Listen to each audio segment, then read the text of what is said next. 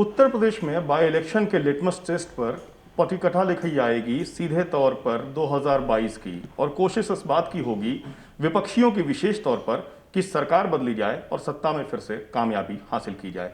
इस विषय पर बात करने के लिए समाजवादी पार्टी के वरिष्ठ प्रवक्ता और राष्ट्रीय प्रवक्ता राजीव राय जी हमारे साथ मौजूद हैं। उनसे हम जानकारी लेंगे कि समाजवादी पार्टी की क्या रणनीति है। राजीव राय जी, सबसे पहले द यूपी खबर में आपका स्वागत है। समाजवादी पार्टी की स्थिति बाई इलेक्शन को लेकर के और इसके साथ जो आप लोग मिशन 2022 की जो रणनीति बना रहे हैं उस पर क्या होने वाली है? मिशन 2022 का परिणाम दीवारों पर लिखा हुआ है। अब इस अहंकारी सरकार के अहंकारी मुख्यमंत्री को दिखाई नहीं दे रहा है, तो हम योगी जी को सद्बुद्धि देने की प्रार्थना करेंगे। जिस तरह से उन्होंने शासन चलाया है, जनता का धैर्य टूट चुका है और उस मौके की तलाश है। जहाँ तक बाई इलेक्शन की सरकार है, हमारा प्रदर्शन, चुनाव की बात है, हमारा प्रदर्शन अच्छा रहेगा।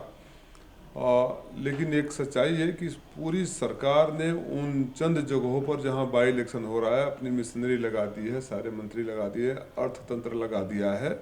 बावजूद इसके सुखद परिणाम होंगे, इससे हमें उम्मीद है। समाजवादी पार्टी ने एक सीरीज शुरू की है, चाहे वो किसान बिल की बात की जाए, छात्रों की फीस माफ़ी की बात की जाए, इसके अलावा कोरोना काल में जो किट घोटाले या तमाम तरीके के घोटाले सामने आए हैं उनकी बात की जाए। उन सभी विषयों पर आपका क्या कथन है? योगी बाबा को लोग अब घोषणा बाबा कहने लगे हैं। जितनी घोषणाएं करते हैं उससे ज़्यादा घोटाले होते हैं इनकी सरकार में। जितनी बड़ी बातें करते हैं उससे ज़्यादा अपराध होता है।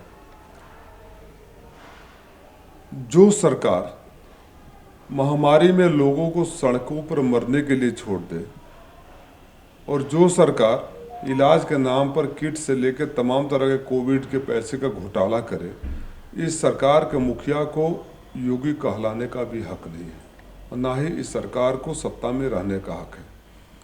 समाजवादी पार्टी, लोहिया जी कहा करते थे, जिंदा कौमें 5 साल तक इंतजार नहीं करती, तो कब तक इंतजार करें? धैर्य की एक सीमा होती है।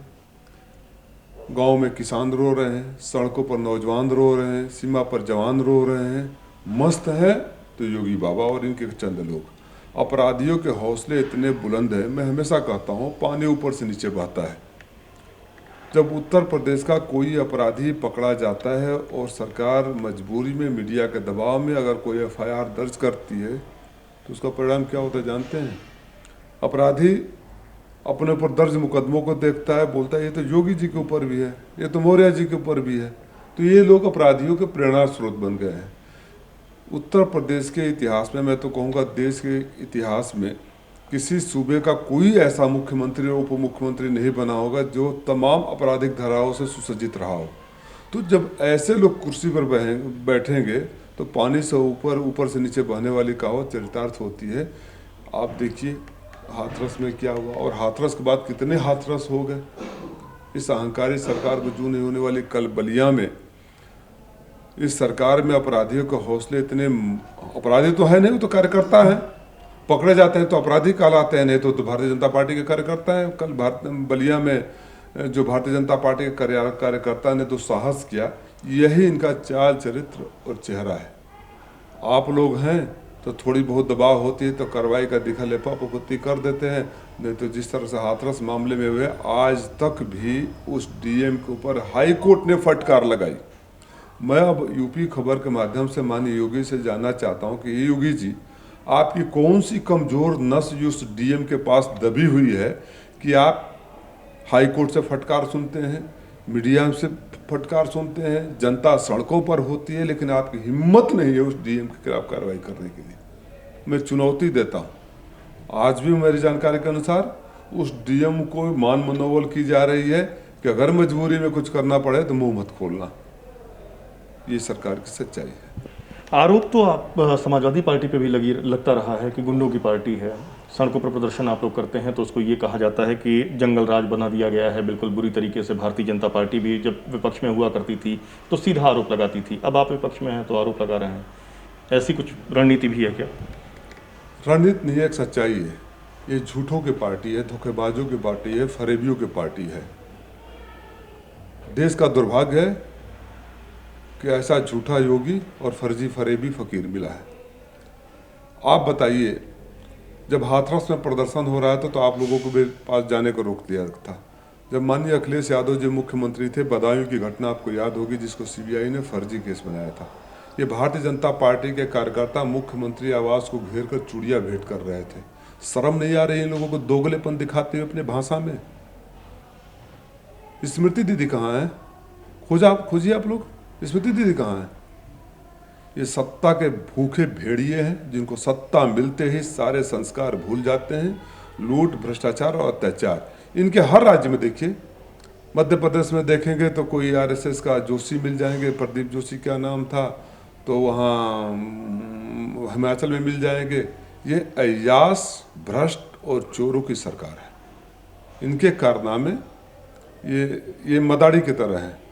मदारी भ्रमित किया रहता है कचहरी में कुछ देर तक कि सारी बीमारियों का इलाज उसके पास है, लेकिन मदारी कितने देर तक मदारीपन दिखाएगा?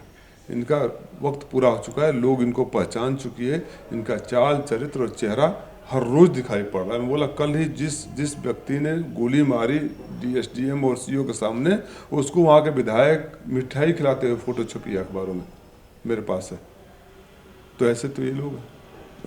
अपराधियों के ऊपर ऑपरेशन नेस्तो नाबूद भी चलाया जा रहा है। आप जिस जगह से आते हैं, जिस ज़िले से आप ताल्लुकात रखते हैं, वहाँ पर भी काफ़ी बड़े और दुर्दांत अपराधी हैं। अंसारी ग्रुप के गिरोह के ऊपर पूरे तरीके से शिकंजा कसा जा रहा है। उसको किस तरीके से देखते हैं? क्या गुड वर्क माना जाएगा योगी सरकार का? देखिए, व्यक्तिगत रूप से मैं अपराधियों के खिलाफ में लड़ने के लिए जाना चाहता हूँ। जो योगी जी कर रहे हैं मैं कर चुका हूँ, आप रिकॉर्डों में देख लीजिए, मैं कर चुका हूँ और करता रहूँगा। अपराधियों के खिलाफ कार्रवाई होनी चाहिए, लेकिन मैं एक बहुत बड़ा सवाल उठा रहा हूँ और मैं जानता हूँ कि हम लोग समाजवादी हैं, जातिवादी नहीं होते हैं। क्या अपराधी एक जात विशेष के, एक धर्म विशेष के ही होते हैं? क्या कोई माननीय मुख्यमंत्री के समुदाय से हो तो अपराधी नहीं होता है? क्या इनके सांसद और विधायकों का संस्कार ऐसा है कि जो अपने हो उसी के पास जाने चाहिए? मैं एक घटना सुना रहा हूँ। आज से लगभग 3.5 महीना पहले बलिया में एक महिला पीसीएस अधिकारी की हत्या कर दी गई। मैं बोल रहा हूँ हत्या कर दी गई क्योंकि उसके बाप, उसके भाई दर दर भटक रहे हैं, गुहार लगा रहे हैं। 3.5 महीना हो गया, किसी भारतीय जनता पार्टी के नेता ने उसको दरवाजे पर पूछने तक नहीं गए। और वहीं बलिया में एक रतन सिंह नाम के पत्रकार की हत्या होती। मैं भी जाता हूँ, हमारी पूरी पार्टी जाती है। देखिए, अपराधियों की कोई जात नहीं होती और पीड़ितों की भी कोई जात नहीं होती, तो हम लोग जाते हैं, हम लोग समझवादी हैं हमारे संस्कार में। वहाँ जाने पर बलिया के लोकसभा और राज्यसभा के दोनों सांसद दिखाई देते हैं, जो कि कभी न कभी उस महिला के गांव से भी वोट लेकर सांसद बने हैं, लेकिन आज तक नहीं गए। सिर्फ इसलिए कि वो महिला भूमिहार थी या इसलिए कि आप अपराधियों के साथ हैं।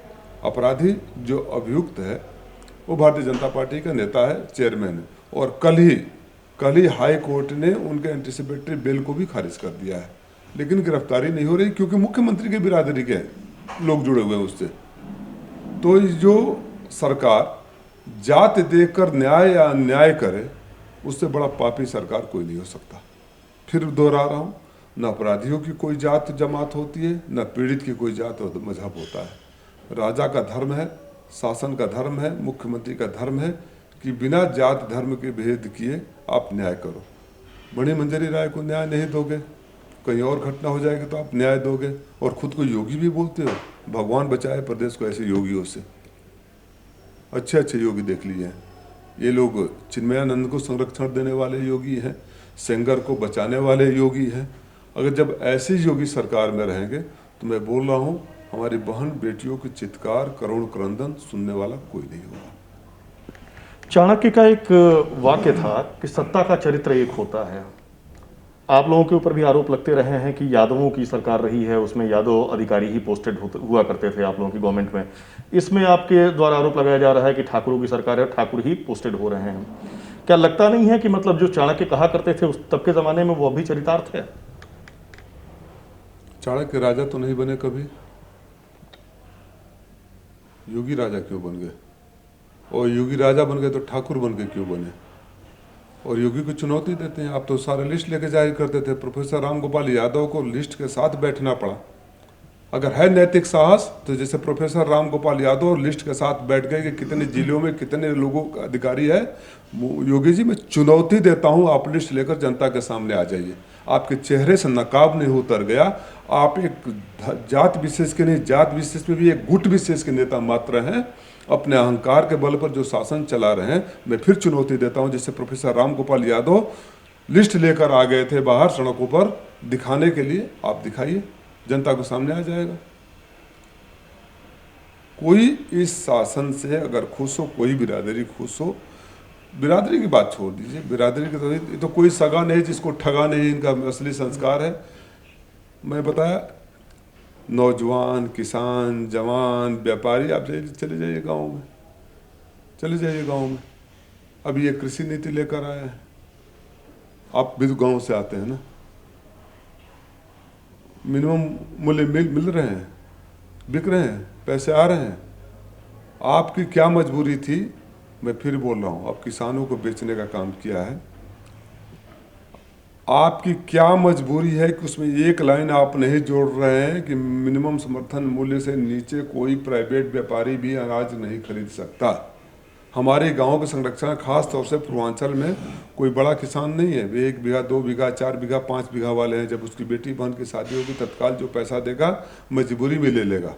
ये किसानों को बेचने का काम किया है इस सरकार ने, और क्यों नहीं करेगी। जिस देश का प्रधानमंत्री बोलता हो कि नाली से गैस निकाल कर बेच दो, हवा से ऑक्सीजन निकाल कर बेच दो, भगवान बचाए ऐसे देश को।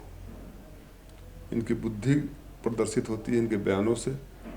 3.5 साल हो गए समाजवादी पार्टी के कार्यों को अपना झंडे में अपना डंडा लगा के घुमाते हुए। कभी कोई एक भी परियोजना बताइए, बड़ी परियोजना जिसको इन सरकार ने शुरू की हो, इसी ने उद्घाटन किया हो, एक परियोजना बता दे। लेकिन समाजवादी की पार्टी के हर कार्यक्रम में रोड़ा तो जरूर लगा दिया ना। जेपीएनआईसी बिकवाली के कगार पे ला दिया, रिवर फ्रंट पे घोटाले की जांच शुरू हो गई, उसके काम रोक दिए गए। डिफेंस एक्सपो किया गया गोमती रिवर फ्रंट के सामने, और वहां पर पूरे तरीके से सरकार ने अपनी पीठ थपथपाई, और फिर पानी गंदा हो गया, जिस नदी को माँ समझते हैं ये लोग। यही इनका चरित्र है। जेपीएनआईसी को आप हम रोड़े नहीं अटका, हम रोकेंगे नहीं, हम बेचने के लिए छोड़ देंगे आपको। देश ने आपको बेचने के लिए, सरकार ने रोड़ा लगाया, मैं ये कह रहा हूं। हमने रोड़ा लगाया, हम नहीं लड़े होते जो जेपीएनआईसी बिक गया होता। हमने लगाया, हमने रोका। आप सुधारिए इसको।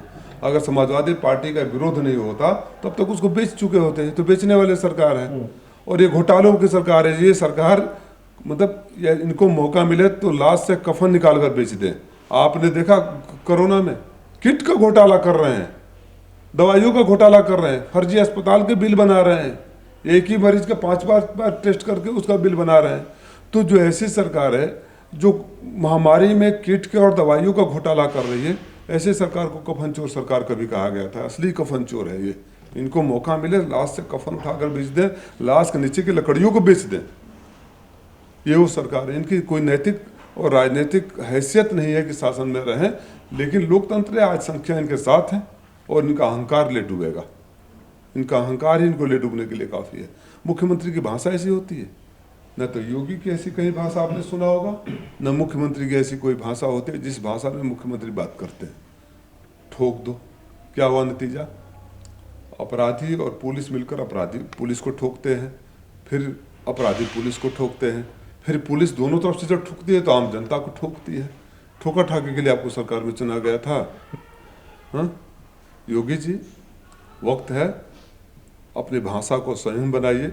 ऐसा ना हो जाए कि मुख्यमंत्री के ऊपर से तो भरोसा उठ ही गया है, एक जोगी के ऊपर से भी लोगों का भरोसा उठ जाए। पहले आपने भरोसे को चिन्मयानंद स्वामी का मदद करके तार तार कर दिया है, आपको उसी दृष्टि से लोग न देखने लगे। इसलिए मैं जोगी की मर्यादा के लिए, अब मैं भी हिंदू हूँ, मेरी भी आस्था है, मुझे भी गोरख धाम मंदिर में आस्था है, मेरे मन में आज भी मठ के प्रति सम्मान है। तो आप इस तरह क्यों तार तार कर रहे हैं अपने आचरण से? एक अंतिम सवाल है सर आपसे। एनसीआरबी की रिपोर्ट में उत्तर प्रदेश महिला अपराध में नंबर 1 पायदान पे है। दूसरी बात, जब से मुख्यमंत्री योगी आदित्यनाथ बने हैं तब से तकरीबन 23 आत्मदाह के मामले सामने आए हैं। इसको किस तरीके से आप लोग देखते हैं? यही सरकार का चेहरे का नकाब उतरना है। आप याद है रोमियो स्क्वाड बना था, ये सरकार कुछ मीडिया हाउसों को, मैं सबको नहीं दोष दे रहा हूँ, कुछ मीडिया हाउसों, चुनिंदे मीडिया हाउस को जिनको अपने तरीके से खुश रखते हैं, लेके जाते हैं, कैमरे के सामने फोटो खिंचवाते हैं, बड़े बड़े बयान बात करते हैं, रात गई बात गई, फिर दूसरा कर्म हो जाता है। क्योंकि एडीआर की रिपोर्ट के हिसाब से, छोड़ दीजिए समाजवादी पार्टी या किसी अन्य राजनीति, एडीआर के रिपोर्ट के हिसाब से सबसे ज़्यादा आपराधिक रिकॉर्ड वाले दुनिया में किसी भी पार्टी में अगर नेता है तो भारतीय जनता पार्टी में है। दुनिया में सबसे ज़्यादा आपराधिक रिकॉर्ड वाले किसी सदन में सांसद, विधायक और मंत्री हैं तो वही है जहां भारतीय जनता पार्टी की सरकार है। तो जो अपराधियों की सरकार हो, उनसे आप अपराध कम करने के लिए जहर बेचने वाले से जहर का असर कम करने की आप बात करेंगे, ये तो मजाक हुआ ना, अपने को बेवकूफ़ बनाना है। आप चुनौती दे रहा हूँ, ये गुंडों की सरकार कहते हैं आप। माननीय योगी जी, 2 चीज़ लेकर खुले मैदान में आ जाइए, किसी को भेज दीजिए अगर आपका अहंकार को लगता है। एक, पूरे प्रदेश में अपराधी जो अधिकारी को आपने तैनात किए हैं उनकी बिरादरी बता दीजिए, और एडीआर का रिपोर्ट लेकर आ जाइए और बता दीजिएगा समाजवादी पार्टी के ऊपर कितने आपराधिक मुकदमे आपके ऊपर है। पहला मुख्यमंत्री जो अपने आपराधिक मुकदमों को माफ़ कर दे, कहीं सुना है? एक अपराधी मुख्यमंत्री बनता है, मुख्यमंत्री बनकर अपराधी का मुकदमे वापस ले लेता है। ये लोकतंत्र में इससे बड़ा मजाक, इससे बड़ा शर्मनाक घटना कोई हो ही नहीं सकती। अरे मुख्यमंत्री थे, आपको कानून पर भरोसा था, आपको लग रहा था कि आप निर्दोष है, आपके शासन थी, आपकी सरकार थी, आपके वकील थे, आपके पैरोकार थे, बोलते न्यायिक प्रक्रिया से गुजरने दो। कौन सा डर था? कौन सा डर था? जब आप मुख्यमंत्री थे तो कोई और उसको इन्फ्लुएंस भी नहीं कर सकता था, न्यायिक प्रक्रिया से क्यों नहीं गुजरने दिया? इसे ही बोलते हैं न्याय का प्री मैच्योर अबार्सन। अब वक्त से पहले उसने न्याय का गला घोट दिया जिस दिन अपने मुकदमे खुद वापस ले लिए। एक कायर और डरपोक मुख्यमंत्री की इससे बड़ी पहचान और कोई हो ही नहीं सकती, जिसका ना तो कानून पर भरोसा है। और कानून पर भरोसा को उम्मीद करना बेकामी, यही योगी जी है ना, मुख्यमंत्री बनने से पहले की इनकी भाषा सुन लीजिए, असली सच्चाई वही है।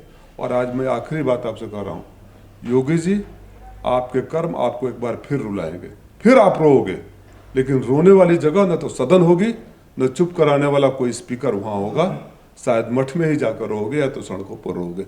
आपके कर्म, आपके जो वाणी है, जो आपका व्यवहार है, जो आपका शासन है, जनता को बर्दाश्त नहीं हो रहा है। जनता आपको रुलाएगी, हम नहीं रुलाएंगे, जनता आपको रुलाएगी। सीधे तौर पर ये थे राजीव राय जी, समाजवादी पार्टी की तरफ से, जिनका सीधे तौर पर कहना है कि जनता सब कुछ देख रही है और निश्चित तौर पर अब वो एक नतीजा लेगी, फैसला लेगी और नतीजे तक इस सरकार को पहुंचाएगी। कैमरा पर्सन वीरेंद्र के साथ विक्रम मिश्रा, द यूपी खबर, लखनऊ।